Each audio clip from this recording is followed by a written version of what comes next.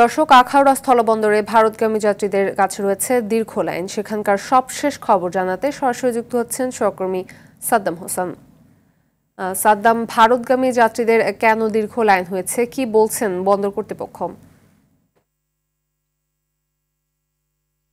ফাতিমা, আপনাকে ধন্যবাদ। আপনি জানেন যে ঈদের ছুটিকে কেন্দ্র করে কিন্তু ভারতগামী যে সমস্ত পাসপোর্টধারী যাত্রী রয়েছে তারা কিন্তু সকাল থেকে আজকে এই ইমিগ্রেশনে ভিড় করছেন এবং আমরা সকাল থেকে লক্ষ্য করছি যে এখন অবধি কিন্তু প্রায় ১,৫০০-এরও বেশি যাত্রী ইমিগ্রেশন কমপ্লিট করেছেন এখানকার যারা ইমিগ্রেশন কর্মকর্তা রয়েছেন। এবং সকাল থেকেই কিন্তু বিভিন্ন জায়গা থেকে এই পথ অর্থাৎ এই ইমিগ্রেশন দিয়ে যাত্রীরা ভারতের বিভিন্ন জায়গায় যাচ্ছে এবং যার ফলে চাপ একটা কম থাকবে, কিন্তু সেটার উল্টো দিকে এখন বিকেল বেলায় যত সময় গড়িয়ে আসছে সে সময় ঠিক তখনই কিন্তু যাত্রীদের চাপ আরো বেড়ে যাচ্ছে। এখন প্রায় কয়েকশো যাত্রী কিন্তু অর্থাৎ যেই ব্যাগ থেকে যেখানে ইমিগ্রেশনের ব্যাগ রয়েছেন সেখান থেকে কিন্তু বিজিবি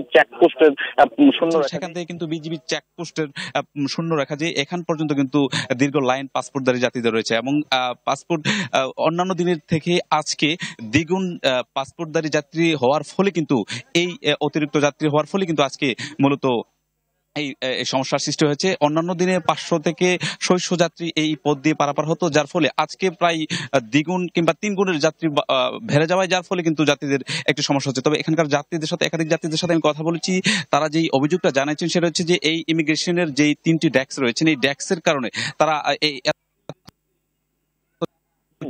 এখানে নতুন করে নির্মাণ অর্থাৎ বসিয়ে দেওয়া হয় তাহলে কিন্তু যে যাত্রীদের চাপ রয়েছে ১,০০০ কিংবা ২,০০০ যে যাত্রী আসে তাহলে খুব অল্প সময়ের মধ্যে যাত্রীরা তাদের ইমিগ্রেশন করতে পারবে। এবং এই যাত্রীদের চাপের কারণে কিন্তু এখানকার যারা ডেস্কের যে 3টি ডেস্ক রয়েছেন তারা কিন্তু হিমশিম মুখাচ্ছে এবং বিশেষ করে ইমিগ্রেশন কর্তৃপক্ষ তারা যাদের ফ্লাইট রয়েছে তাদেরকে আগে দেওয়ার চেষ্টা করছেন। তাছাড়াও কিন্তু বিভিন্ন যাত্রীদের ফ্লাইটও মিস হয়েছে। তো এই ছিল আমার কাছে আখাউড়া ইমিগ্রেশন থেকে আমার কাছে সর্বশেষ।